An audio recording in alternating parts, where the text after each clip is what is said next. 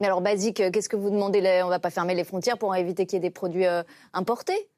Enfin, je viens de vous l'expliquer, de dire il faut qu'on ait les mêmes règles sanitaires, il faut qu'ils contrôlent ces produits-là. Ils ne sont pas du tout produits dans les règles que nous, on nous impose.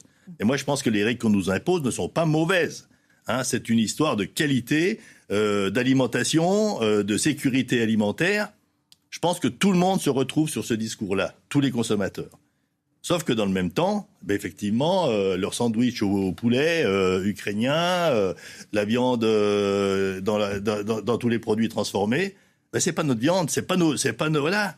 Donc c'est quand même pas bien compliqué. Ça me semble que c'est pas bien compliqué. On produit trop cher en fait. On produit trop cher parce qu'on produit avec un certain nombre de règles qui font qu'économiquement ça coûte plus cher. Et dans ce cas-là, faut savoir si ces règles-là, elles sont trop dures ou non. Moi, je pense pas qu'elles sont trop dures. Je pense qu'il faut imposer la même chose aux produits qui rentrent. On peut faire les accords à la limite qu'on veut. Si on impose ces mêmes choses, ça va bien se passer. Vous aimeriez des clauses miroirs, par exemple, dans l'accord entre l'UE et le Mercosur? Oui.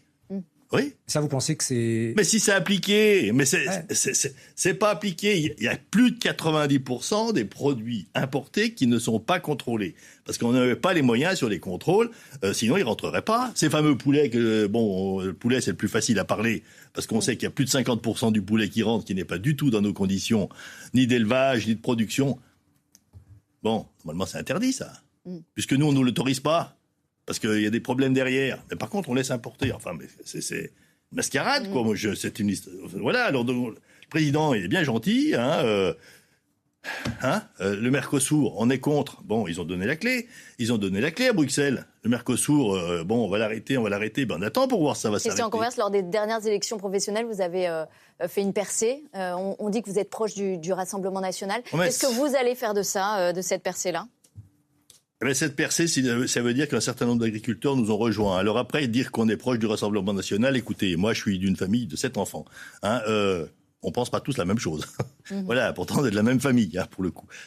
C'est pareil dans l'agriculture. L'agriculture, elle est sur tout le territoire. Il y a chacun a le droit de penser ce qu'il veut et tout. Pour nous, les choses sont claires au niveau du syndicat. De toute façon, il n'y a pas de porosité entre les responsables et les partis politiques. Mais après qu'on discute avec tout le monde, écoutez, moi... ça me va bien. Merci Christian Converse d'avoir été avec nous, secrétaire général de la coordination rurale. Et bon salon à vous malgré tout. On espère.